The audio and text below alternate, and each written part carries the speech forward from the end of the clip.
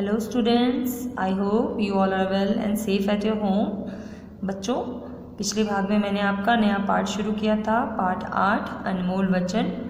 मैंने कबीरदास जी के दोहे आपको पढ़ाए थे ना, आपने पढ़े थे दोहे। चलिए आज फिर से कबीरदास जी के दोहे को मैं दोहराती हूँ। ऐसी बानी बोलिए मन का आपा खोए, औरन को शीतल करे आपहु शीतल होए। कबीरदास जी क्या बोल रहे हैं कि ऐसी वाणी बोलिए, ऐसी बात बोलिए जो दूसरे के मन को अच्छा लगे, मन का आपा खोल, दूसरे के मन को अच्छा लगे और वो हमारी बात सुन के मंत्रमुग्ध हो जाए कि अरे वाह कितनी अच्छी बातें कर रहे हैं। औरन को शीतल करे, दूसरों को अच्छी लगे, आपहु शीतल होए और आपको भी अच्छी लगे।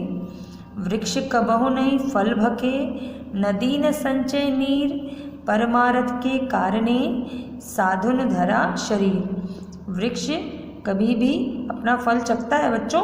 नहीं। और नदी भी कभी अपना पानी नहीं पीती है? नहीं। परमारथ के कारणे साधुन धरा शरीर।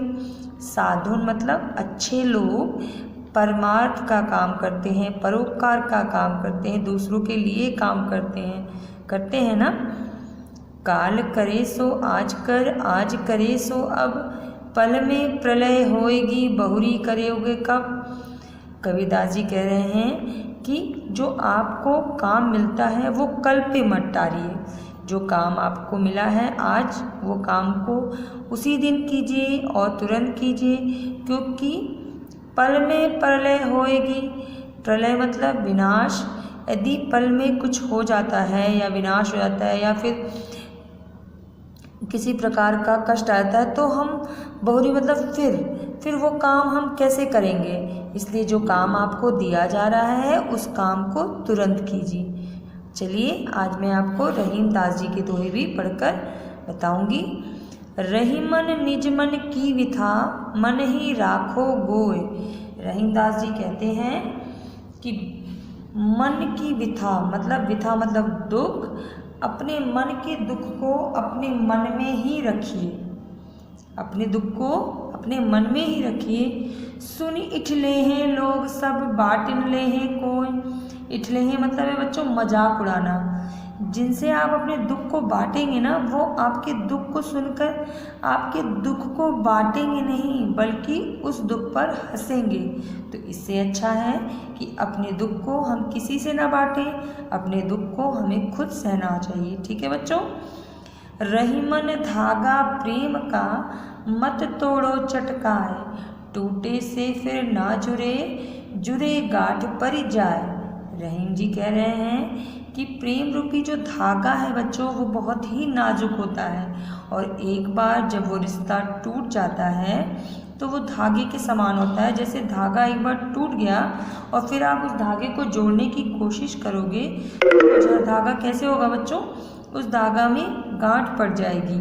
आपने धागा देखा है ना कभी जोड़ के, उसमें गांठ पड़ जाती है। उसी प्रकार रिश्तों में भी गांठ पड़ जाती है। तो प्रेम रूपी रिश्ते को हमें नहीं तोड़ना चाहिए। रूठे सुजन मनाइए जो रूठे 100 बार, रहीमन फिर पोइए टूटे मुक्ता हार। सुजन मतलब होते हैं अच्छे लोग। यदि अच्छे लोग आपके जीवन में हैं और किसी कारणवश वो आपसे रूठ गए हैं तो उनको आप मनाइए, क्योंकि अच्छे व्यक्ति जीवन में बार बार नहीं मिलते हैं बच्चों। रहीमन फिर पोइए टूटे मुक्ता हार। रहीमन जी कह रहे हैं कि मुक्ताहार मतलब मोतियों के हार जो यदि टूट जाती है तो हम बार बार उसे पिरोते हैं ना। पोइए मतलब पिरोना, बार बार हम क्या करते हैं बच्चों? पिरोते हैं इसको। तो उसी प्रकार यदि अच्छे व्यक्ति आपके जीवन में हैं और वो रूठ गए हैं तो उन्हें आप मना लीजिए। तो आपको ये दोहे कैसे लगे? अच्छे लगे ना? तो आप इन दोहों को याद भी कीजिए और इसका अर्थ अब आपको समझ में आ गया होगा। चलिए आपका अभ्यास कराते हैं। दोहों के आधार पे सही अर्थ पर सही का निशान लगाओ। नदी न संचय नीर का अर्थ है नदी अपना पानी स्वयं नहीं पीती, तो आप यहाँ पे सही का निशान लगाइए। काल करे सो आज कर, जो कल करना है उसे आज करो। सुन इठले हैं सब लोग, मतलब सुनकर लोग मजाक उड़ाएंगे। आप यहाँ पे सही का निशान लगाइए। ठीक है बच्चों। निम्नलिखित प्रश्नों के उत्तर दो। मौखिक प्रश्न, वृक्ष और नदी क्या नहीं करते?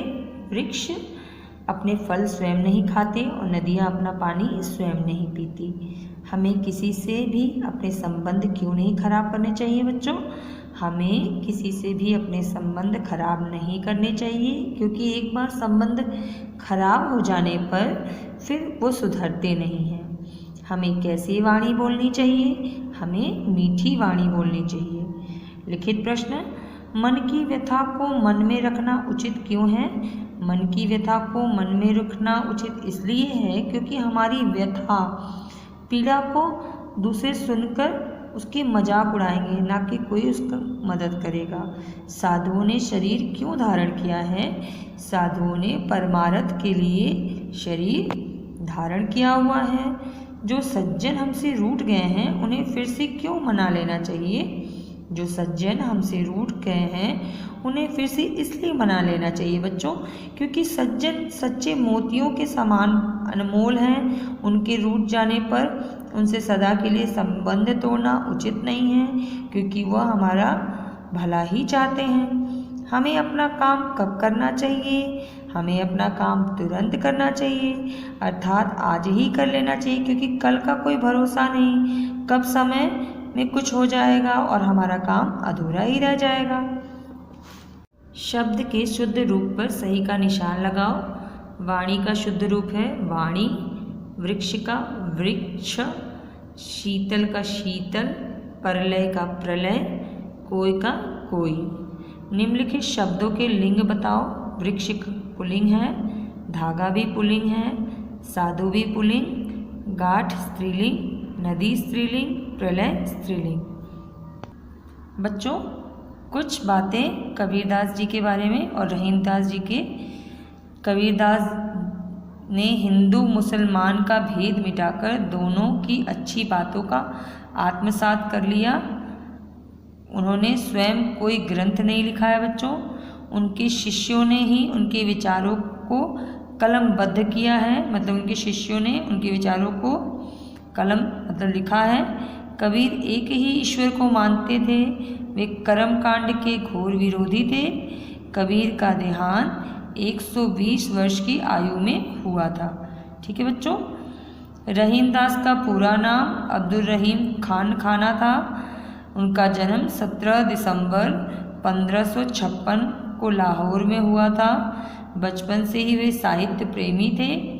रहीम की दोहावली या सतसई, बरवे, राम पंचाध्यायी, नगर शोभा, नायिका, भेद, श्रृंगार शोरठा, फुटकर कवित्व, सवैये आदि प्रसिद्ध रचनाएं हैं।